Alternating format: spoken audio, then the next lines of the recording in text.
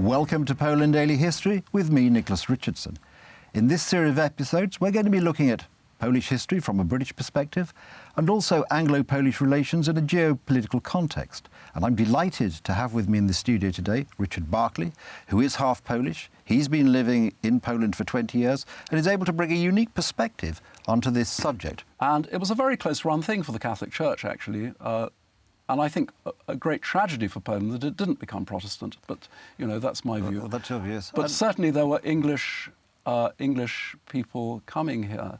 And, of course, a little bit later on, you have Prince Potemkin, who was born in Poland and actually took Polish nationality in order to try to become king of Poland, but the Poles didn't really want him as king, which was a big mistake, though he died.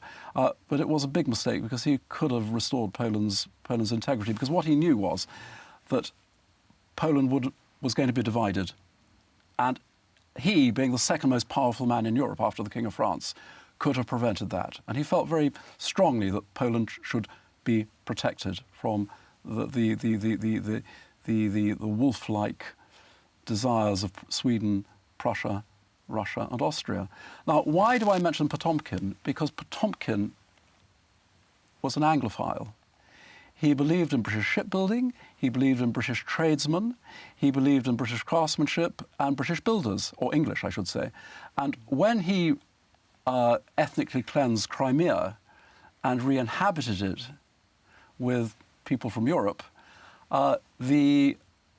the people he relied on most were the English, for trade, for building, for shipbuilding. Because from our point of view, the Navy, later the Royal Navy, was very important because coming to the Baltic for those tall trees, for mast and things, always were. I can remember from history, Poland was always, in the context of the Baltic, and naval supplies and trade. Well, absolutely. And much less political involvement, I think, at that time. I think that's probably true, which makes Brexit seem so absurd, really.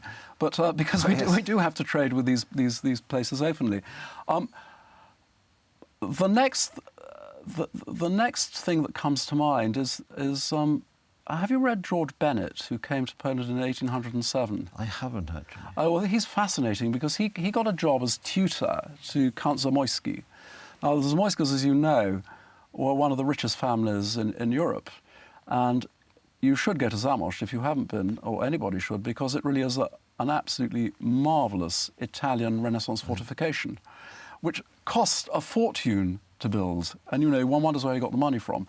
But the Zamoyskas had a landholding the size of modern Belgium. It was vast.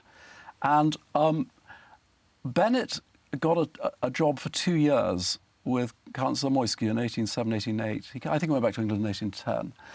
And he made a journey through Poland. And he arrived in Danzig and was quite impressed. This was a business-like place, mostly German, but he was aware of the sort of Polish influence there. But then he got into the countryside, and he said that nowhere, except in the most northern reaches of Scotland, had he seen such abject poverty. Oh, that's interesting. And he stayed with an aristocratic family on the way down, and his host said, "For God's sake, lock your bedroom door and don't trust anybody, because the servants are all stealing." Now, you might say they had a good right to be stealing, because actually most of them didn't even have a roof over their heads. They were simply appallingly treated. You know, during the winter, they were lucky if they could find a hole in the ground to hide in. Poland was hideously poor outside the urban centres.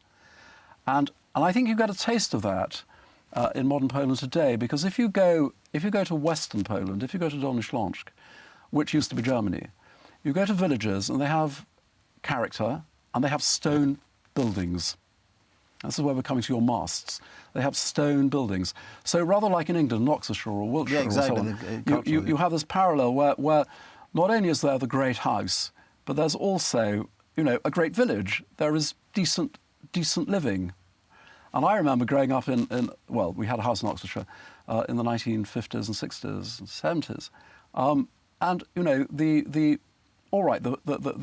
cottages of the workers were not luxurious, but they were stone built, they were dry, and they were warm. And they were proper houses. They were proper houses. Now, you go down into eastern Poland, tell me where there's a village. Now, one argument is that, oh, we built with wood. Oh, but you didn't build your palaces with wood. So you did have the ability to build houses if you'd wanted to. Oh, we didn't trust the natives, you know. But it's also fair to say that at that time, you know, if we look at England, we had for hundreds of years a very stable form of government. Yes, indeed. Which we were generally, I think, all generalisations are dangerous, including the generalisation that generalisations are dangerous. But I think particularly if you look at English and then British history, the aristocracy served the nation very well. Whereas in Poland, of course, that I think is the key, that there was a lack of stable government, and the aristocracy collectively, not I'm talking about individual families, but collectively they didn't really have Poland at the heart of their interests. Well, nobody knew who was Polish. I mean, who was Polish? 7%, the aristocracy, who went around sort of giving toasts to Poland and charging in the wrong direction when the enemy came. No, but I mean, in England, we have a totally different structure. You see, what is very hard for continentals to understand is that the social. This is less true today, when you think that Churchill was the Queen's first Prime Minister and he was a Moravian, and Boris Johnson, who may well be her last, 70 years later, is an Etonian. You may think that what I'm going to say is complete nonsense. But the great thing about the British class system is it is all about money.